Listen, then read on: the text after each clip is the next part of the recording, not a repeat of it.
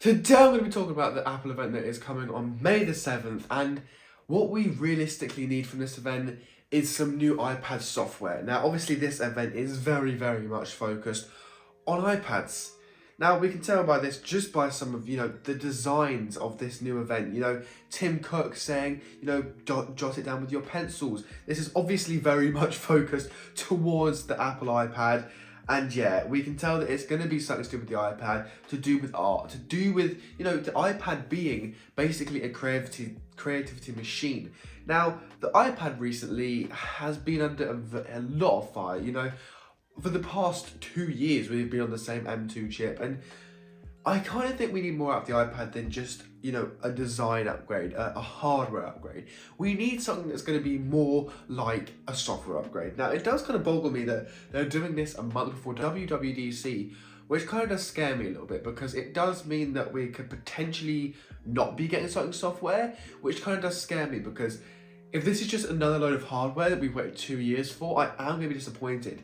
Now, obviously, we have had, OLED iPads that are going to be coming out in this event. There's going to be, a landscape camera. There's going to be the micro LED screen coming to the iPad Air. But it does worry me that all these things are going to, number one, make the iPad Pro go up in price. And it's going to also make the iPad Air more expensive.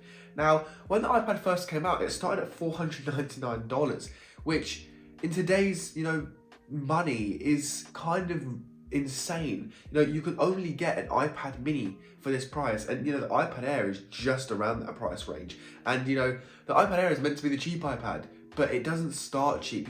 These iPads are ridiculously expensive. People want an iPad to watch YouTube. Realistically, that is the only reason why most people want an iPad, is to have a slightly bigger display to watch content.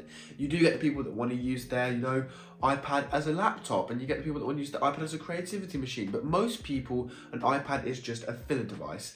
For me, an iPad is a filler device. I very rarely need to use for a tablet. I've got big phones. I've got an iPhone 14 Pro Max. I've got an S22 Ultra. I've got a MacBook Pro. I've got everything that I need covered. But does that mean that an iPad wouldn't fit in my ecosystem if I really tried? No, I mean, if I really tried, an iPad could fit in my ecosystem. I could use it for watching content. I could use it for looking at content, designing thumbnails. But it's just an extra layer in the ecosystem which is unnecessary. It doesn't need it. I've got the first iPad here, and it is, the envisionment of what a tablet should be. When Steve Jobs announced this thing, it wasn't trying to be the MacBook. It wasn't trying to be the iPhone. It was trying to be the in-between thing. And this thing is mental. This thing has been sat for about 2 weeks now, just, in standby mode, and it is on 79%. It is barely dropped in battery life, and I was doing content with this thing. I was filming this thing. This thing was under a lot of fire. But this is what we need right here. Something that, is close to what the iPad is actually going to be used for. But I think it does need that dual booting capability. It needs that simplicity on the first layer for the people that just use the iPad on a casual level. But it does need to be something more for the people that want it to be more. It's not fair that everyone gets restricted to, the casual users, the people that use this to watch content. This needs to have a dual booting option. And whether or not it brings Mac OS or it brings a new version of iPadOS, iPadOS is pathetic. It is literally just an iOS with a couple more features on it that are gained towards people that, want to use a relatively decent file manager, or want to use Final Cut Pro or Logic on an iPad. But other than that, the iPad doesn't really bring much more than what iOS does, and so it needs a better operating system. That is what is stopping people. And I know that people don't like the iPad. A lot of the people that have got an iPad have got older versions. I mean, I'm not being funny. I've got the iPad 1 and I literally don't use it. I've got a Samsung Galaxy Tab and I don't use it because it's not needed in my ecosystem. I watch all my content on my TV, my phone, or my MacBook.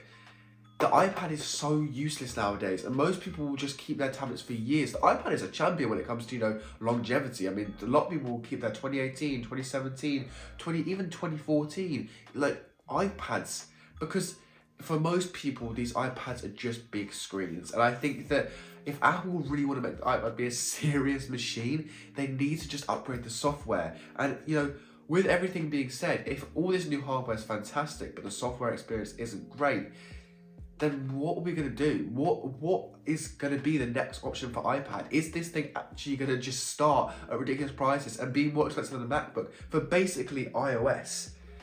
Is that actually going to be the case, Apple? Is this actually what you're planning on doing? Because if you bring out another hardware release without bringing decent software to the iPad, you're going to make a lot of people very, very angry.